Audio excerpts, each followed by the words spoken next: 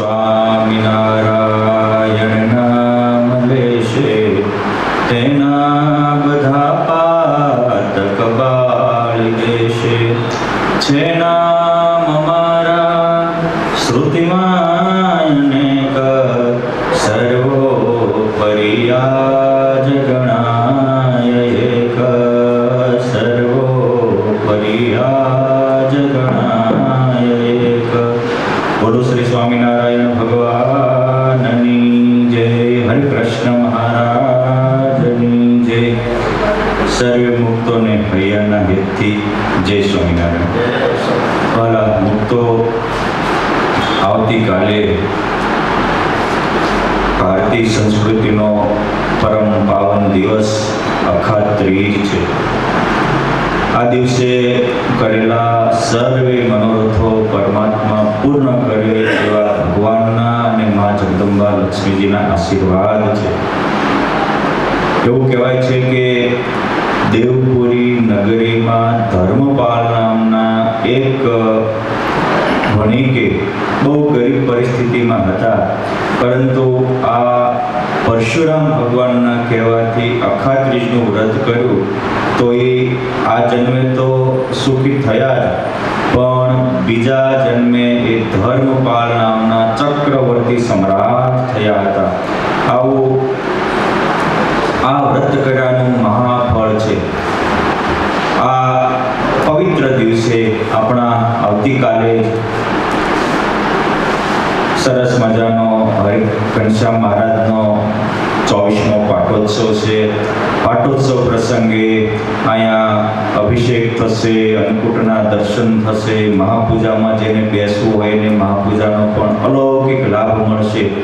યોગ સમ્રાટ ગોપાળાનંદ સ્વામીએ કરેલી આ મહાપૂજા એ સર્વ મનોરથને પૂરનારી અને સર્વ સંકલ્પને સત્ય કરનારી છે. જે કોઈ ભાઈઓ બહેનોને બેસવું હોય મહાપૂજામાં, મારુતિ યજ્ઞમાં, સૌ પ્રેમથી પધારી શકે છે. વળી આ દિવસે ધૂન અખંડ પણ રાખેલી છે.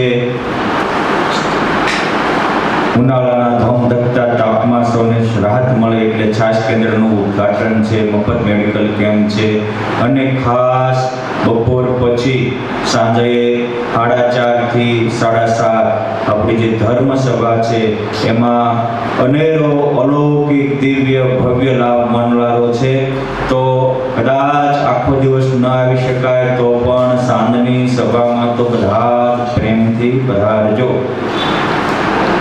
ડાંગરભાઈ, બે વસ્તુ છે, એક વસ્તુ છે ને એક વ્યક્તિ છે. શું છે? વસ્તુ અને વ્યક્તિ. વસ્તુ વાપરવા માટે છે અને વ્યક્તિ પ્રેમ કરવા માટે છે. પરંતુ માણસ જ્યારે વ્યક્તિને વાપરતો થઈ જાય છે અને વસ્તુને પ્રેમ કરતો થઈ જાય છે ત્યારે આ સંસ્કૃતિનું અધઃપતન થાય છે. આપણે કેવા છીએ? સામાન્ય વસ્તુ માટે, સામાન્ય કોઈ પદાર્થ માટે પરમાત્માનું ઉત્તમ સર્જન એવા માનવીને સાચવીએ છીએ કે આપણી વસ્તુને સાચવીએ છીએ? આપણી ગાડી કે વાસણને એક ગોબો પડે તો એ પાડનારા દિલમાં આપણે કેટલા ગોબા પાડીએ છીએ? આપણે પશુ છીએ કે માણસ છીએ? એક વસ્તુ યાદ રાખજો, વસ્તુ પ્રેમી ક્યારેય પરમાત્માની કૃપાનો અધિકારી ન બની શકે. પરમાત્માની કૃપા પામ્યો હોય તો પહેલા તો વ્યક્તિએ વ્યક્તિ પ્રેમી બનવું પડશે. નાની નાની બાબતોમાં આપણે મોટાના દિલ તોડી નાખતા હોઈએ છીએ, એના પ્રત્યે નેગેટિવ વિચાર થઈ જતા હોય છે. એક સવળો વિચાર ને કવળો વિચાર, આમાં ફેર કેટલો હોય? કાંતિભાઈ, પંઢરપુરમાં જનાબા થઈ ગયા, મહાન ભક્ત હતા. ઘણીવાર પરમાત્મા એને દર્શન દેવા પધારતા હતા. સ્વામિનારાયણ સંપ્રદાયના ઇતિહાસમાં જે રીતે લખાણો છે કે યોગ સમ્રાટ ગોપાળાનંદ સ્વામી ખુશાલ તરીકે હતા ત્યારે ભેરું બની ભગવાન શ્યામળીઓ નિત્ય રમવા આવે. રોજ જે હજી જન્મેલા બાળકની ભેગા મૂર્તિમાંથી મૂર્તિમાન પ્રગટ થઈ અને પરમાત્મા રમવા આવતા હશે, એનું દિલ કેટલું પવિત્ર હશે કે મંદિરે જાય તો મંદિરમાં બિરાજમાન પરમાત્મા પોતાના કંઠમાં પહેરેલા હાર પટ હેઠા ઉતરીને પહેરાવી દે, અને આપણે હાર લઈને ઉભા હોય તો એ આપણો હાર કે આહાર પરમાત્મા સ્વીકારતા નથી. આ લૌકિક વ્યક્તિત્વ કેવું છે? જે રીતે ખુશાલ ભટ્ટ પાસે નિત્ય પરમાત્મા રમવા આવતા હતા, સેમ એ જ રીતે જનાબા સાથે નિત્ય પંઢરપુરના નાથ રમવા આવતા હતા. હવે રાત્રિએ જનાબા ભેગા ભગવાન વિઠ્ઠલનાથ રહે. એમાં એક દિવસ ઉતાવળ છે, આપણે ક્યારેક ઉતાવળ હોય ત્યારે જવાનું હોય, ક્યાંય વિયા જાય, ક્યાંય લેવાનું હોય, ક્યાંય અડધું ભૂલીને વિયા જાય, પછી કે બીજું મારું બેટું આટલું આ રહી ગયું.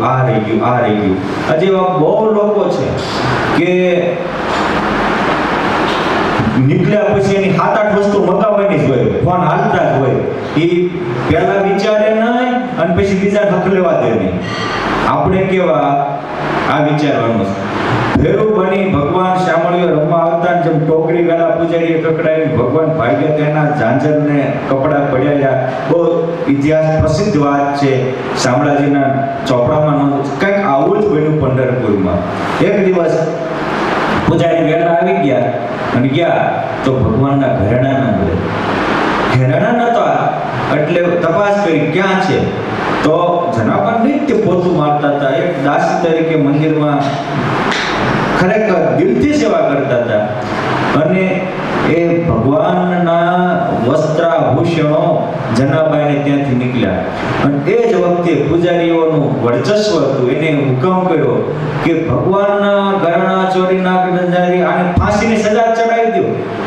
કશું જ સાંભળ્યા વિના એ પણ અમુક એવા જળમતીના હોય છે, રાવણના વંશજો હોય છે, કે રાવણને શૂર્પણખાએ કીધું કે ભાઈ હું તારી બેન ને મારું નાક વનના તપસ્વી કાપી નાખી. જળ કોઈનું ન સાંભળે. નકર એટલું એ લંકાનો રાજા તો વિચારવું પડે ને નાગરભાઈ કે ભાઈ તું ત્યાં ગઈ હતી, ગીતારે આશ્રમમાં આવ્યા હતા, ત્યાં જે ધંધા હું કર્યા હતા, અને તું શું કામ એની ભેગી એક બેન હતી એની માટે તું હું કરતી હતી? આજ તાઈને મારવાનો તો વધ નથી. આ તો હારું કર્યું લક્ષ્મણજી ખાલી નાક જ કાપ્યું. નકર આપણે ધર્મગ્રંથો તો એવું કે છે કે જે તમને મારી નાખવા તૈયાર થાય તેને મારી નાખો તો સ્વરક્ષા માટે કોઈ દોષ નથી, નિર્દોષ ન છૂટી જાઓ. તમે પહેલા અત્યારે એને ઉઠાવ્યું હતું તો રક્ષા માટે માણસો કરે જ, પરંતુ કશું જ પૂછ્યા વગર સીધો જ નિર્ણય કવિ તપસ્વીને મારી નાખીશ. આપણે કેવા છીએ? અને પછી એનો હો જણા સમજાવે, હનુમાનજી મહારાજ સમજાવે, અંગદજી સમજાવે, એની પત્ની મંદોદરી સમજાવે, સમજે બીજો એકવાર જડે બીનને લીધું ફરે જ નહીં, લોટા મીઠી. આ પૂજારીઓ કંઈક આવો જ ન લીધો કે ફાંસી ચડે તો જનાબા કે મારી સાંભળો તો ખરા, એટલે ચોરનું ન સાંભળવાનું હોય. રિયાલિટી શું હતી? પછી સીધા ફાંસીએ ચડાવવા ગયા, અને જ્યાં ફાંસીના માંચડેથી આમ જ્યાં દોરી ખેંચવા જાય ત્યાં આખી લોઢાની સાંકળ જનાબાના ગળામાં હતી. એ આખો ફાંસીનો માંચડો પાણીનો પ્રવાહ થઈને વયો ગયો. જનાબાની આંખમાંથી પણ આંસુની ધારા થઈ. નામદેવ પરમાત્માની પૂજા કરતા હતા. અચાનક આવ્યા કે શું થયું? અરે કે મંદિરમાં પરમાત્મા ક્રોધે આવીશ થઈ ગયા છે, લાલ થઈ ગયા છે, અને તમે આ શું ધંધો કરી રહ્યા છો કે આ જનાબા માટે નાખી? પણ એને તો ફાંસીએ ચડાવ્યા. ઉતારો ઉતારવા ગયા ત્યાં મેચે ઉતરી ગયા. ખુદ પરમાત્મા એને ઉતારી લીધા. પછી નામદેવ ને તો ભગવાન સાક્ષાત કરતા. પ્રભુ શું વાત? કે હું રોજે જનાબાના કીર્તન સાંભળવા આવતો હતો. આજ પૂજારી આવ્યા અને વેરી ટોકરી કકડાઈ ભાગ્યો એટલે મારા ઘરના હું રોજે જનાબાના મને જનાબા થોડા ચરણ ચંપી કરે અને એના હું કીર્તન મધુરા ગાવ, ત્યારે મને આખો દિવસના આવેલા ભક્તોના પાપ બાળવાનું મન થાય છે.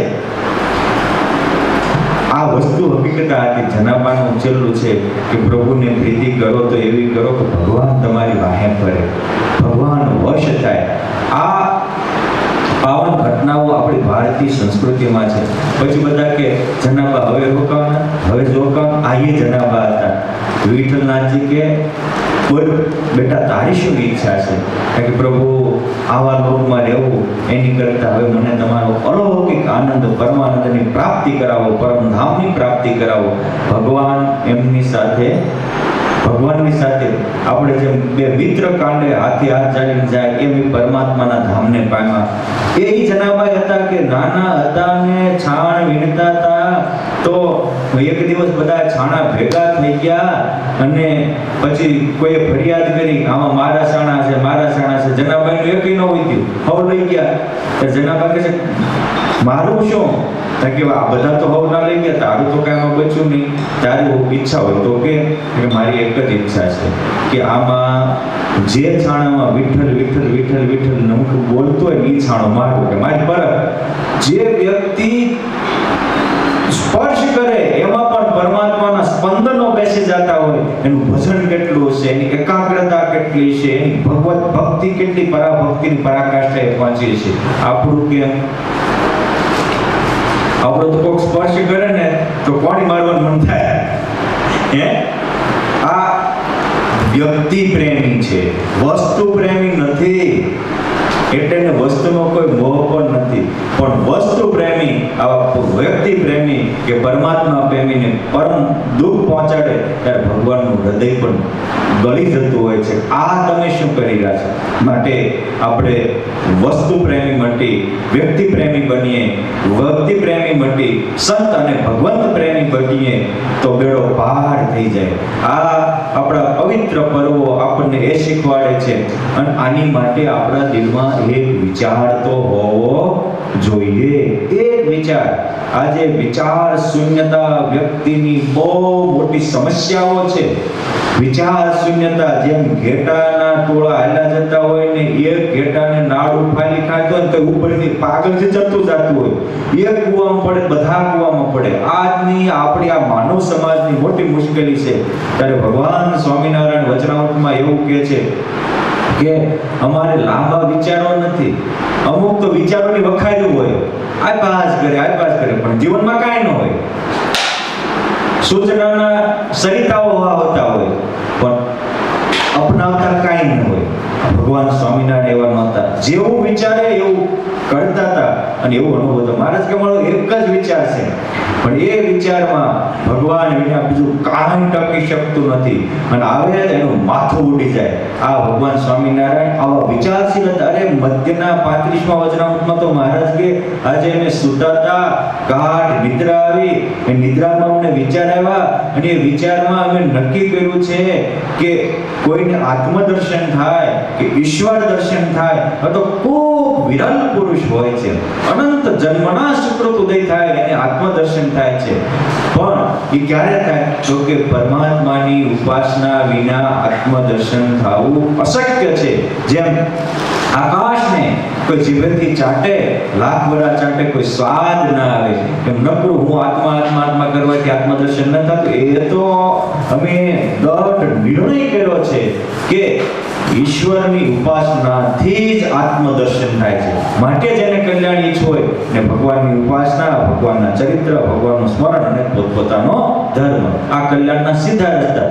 જે વ્યક્તિ નિદ્રામાં પણ આવા નિર્ણય લઈ શકતા હોય બ્રહ્મને પરબ્રહ્મની પ્રાપ્તિના, એના વિચારો કેટલા મજબૂત છે. નિદ્રામાં વિચાર આવ્યો, ક્યાં આવ્યો અને એ પણ શેમાં આવ્યો? અને આપણને ઘણા કહેતા સ્વામી હું એટલે સપનામાં સ્વરૂપ આવે છે, હું ત્યાં વાડી આવે છે. મંદિરમાં શંખ ગઢપુર દર્શને ગયો તો અને એક ભાઈના ચોકમાં ઉતો તો એટલે હે દિલા વાસિંગા તારા ગાયું બોલી કે ઢેગો મારે બાજુવાળાને ઠંડુ પાડી નાખ્યું. હોતા આપણા વિચારો. એક ભાઈ તો ઉતો તો વેપાર કરતો તો અને એમાં વિચાર આવ્યો તે એવો વિચાર આવ્યો કે લઈ જાય ને કે દહ તો દહ કે એમ કે આમ કર્યો તો ઓઢવાનું સોપાન ફાટ નાખ્યો. આપણા વિચારો કેવા હોય છે? આ ખોટા વિચાર. ભગવાન વિચાર નિદ્રામાં પણ એવો વિચાર કરે છે કે વિચાર આગળ કાંઈ ટકી શકે. મહારાજ કે બધા જ ગ્રંથોનું અધ્યયન કરીને એક વિચાર કર્યો છે કે જીવના કલ્યાણ માટે તો ભગવાનના ભગવાનના સંતની પ્રસન્નતા એ જ ઉત્તમમાં ઉત્તમ વાત છે. માટે આ લોકમાં કોઈ સુખી છે એ પણ ભગવાન કે મોટા સંતની પ્રસન્નતા એ કરીને છે. અને અમે તો ભગવાનને પામવા અને ભગવાનને પ્રસન્ન કરવા જન્મો જન્મ સુધી ભગવાનના ભક્તને રાજી કરવા આવું જ નક્કી કર્યું છે. અને જેવો અમારો નિશ્ચય છે એવો તમારો રાખું હું કે પામવું છે કોને? પરમાત્માને. પ્રસન્ન કોને કરવાના છે? પરમાત્માના પ્યારા લાડીલાને. આપણી ઈચ્છા પૂર્તિ ન થાય એટલે સીધો આક્ષેપ નહીં નાખવાનો.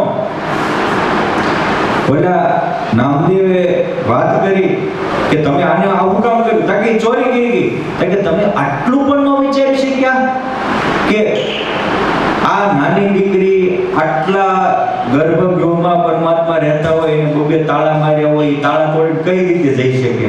આટલું ન વિચારી શક્યા કે દીકરી ભગવાન પાસે નહીં ગઈ હોય અને ભગવાન એની પાસે આવ્યા હશે તો? બે વિકલ્પ છે ને. આપણે કંઈક જવું હોય, માનો તમે ક્યારેક મંદિર આવો, ક્યારેક અમે તમારા ઘરે આવો, બે બને ને આમ હોય ને. પણ માણસ એકવાર કંઈક મગજમાં પકડાઈ ગયું પછી એ મૂકી જ શકતો નથી. માટે સાચા આપણે વિચારશીલ બનીએ તો જ સારો રસ્તો બનશે. ભગવાન સ્વામિનારાયણ તો કે તમે કીર્તન ગાઓ છો એમાં પણ અમે વિચારી રાખ્યું છે કે શું કે જીવના કલ્યાણ માટે તો આટલી જ વસ્તુ છે.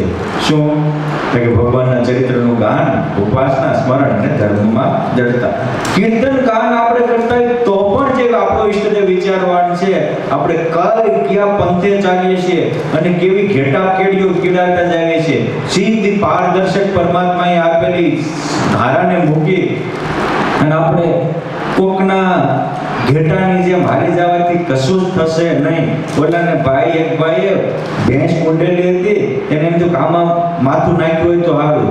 તે વિચારતો એક દિવસ નીકળીને ચીકડું પકડીને જે માથું નાખ્યું તે વહી ગઈ અને ભેંસ ભાગી.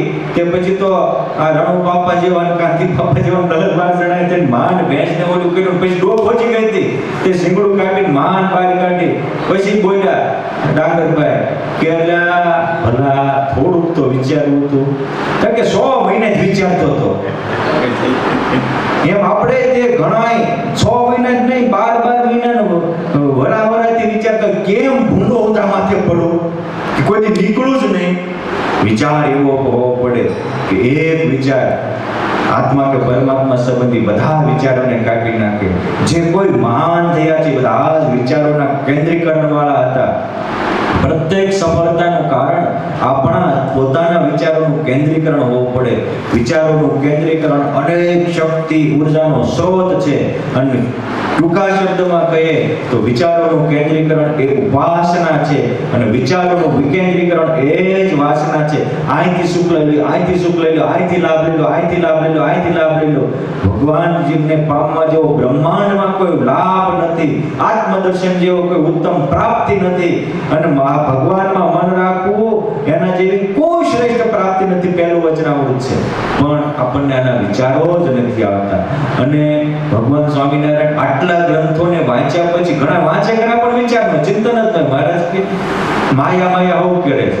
માયા તો કે ભગવાનના ભજતા આટલું આવે એ માયા. આટલી ટૂંકી વ્યાખ્યા એ પુરુષોત્તમ નારાયણના નોન સ્ટોપ વિચારના નિચોડનું પરિણામ છે. બાકી ઘણા એમ કે સ્ત્રી માયા, હું સ્ત્રી. તુલસીદાસજીને એની પત્ની સ્ત્રી જ તે પરમાત્મામાં લગાડી દીધા કે રામમાં પડી છે, રામમાં કરી તારું કામ થઈ છે. તુલસીદાસજીને રત્નાવલી માયા થઈ કે મુક્ત થઈ?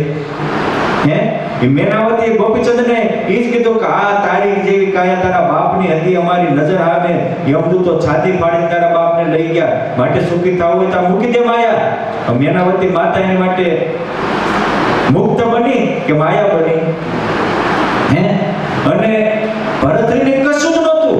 ચક્રવર્તી સમ્રાટ ઋષભદેવ ભગવાનના દીકરા હતા, આટલો ત્યાગ હતો. તો મૃગલીન બચ્ચા રમાડવા માંડ્યા તો મૃગલીન બચ્ચું.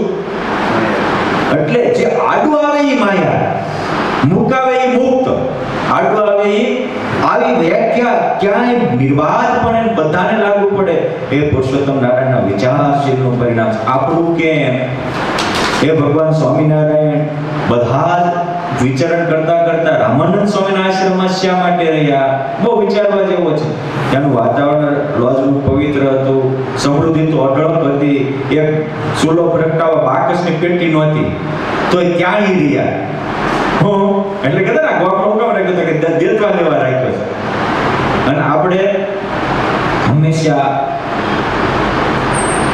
લૌકિક લાભને જ વિચારીએ છીએ. એટલે કહું છું કે આપણે વસ્તુ પ્રેમી છીએ. વસ્તુ પ્રેમીનો અંતે વિનાશ અનિવાર્ય છે. કેમ કે વસ્તુ પ્રેમી બધાને દુખ્યા વગર રહી શકે ને વસ્તુ પ્રેમી ક્યારેય ધાર્મિક ન બની શકે. વસ્તુ પ્રેમી ક્યારેય આધ્યાત્મિક ન બની શકે, આડંબરી બની શકે. પરંતુ અને કઈક પૂર્વના પુણ્ય હોય તો કોકની ઉપર હુકમ જમાવી શકે, પરંતુ એ ક્યારે ભક્ત હૃદય ન બની શકે, મહાત્મા તુલસીદાસજી ન બની શકે, 500 પરમહંસ ન બની શકે. સ્વામિનારાયણ ભગવાનના એક એક સંત તો જોવો, એની પાછળ આનંદ આવે. મુક્તાનંદ, નિત્યાનંદ, ગોપાળાનંદ, ગુણાતીતાનંદ, મહાનુભાવાનંદ, શિવાનંદ, શતાનંદ, નિષ્કુળાનંદ, ચૈતન્યાનંદ, વ્યાપકાનંદ, સ્વરૂપાનંદ, બધામાં એક એક પાછળ નંદ આવે. જે પુરુષોત્તમ નારાયણ આ વિચારીને બધાને આ બ્રહ્માનંદ અને પરમાનંદથી ભરી દેતા, એના પરમહંસના પગલા પડે ત્યાં બધા આનંદનો સાગર દેલાતો. એ પુરુષોત્તમ નારાયણના સત્સંગના આપણે અધિકારી છીએ. માટે આવો દિવ્ય સત્સંગને પામી આપણે પણ વિચારશીલ બનીએ અને ભગવાને આપેલી આપણી શક્તિ અને સમયનો સદુપયોગ કરીએ. આવા શક્તિ અને સમયના સદુપયોગનો ઉત્તમ માધ્યમ નાના મોટા ઉત્સવો હોય છે. કેમ કે ઉત્સવો વ્યક્તિને આનંદથી અને ઉત્સાહથી ભરી દે છે. માટે આપણે આવતીકાલે આવતા ઉત્સવમાં બધા જ પ્રેમથી પધારજો. જય સ્વામિનારાયણ.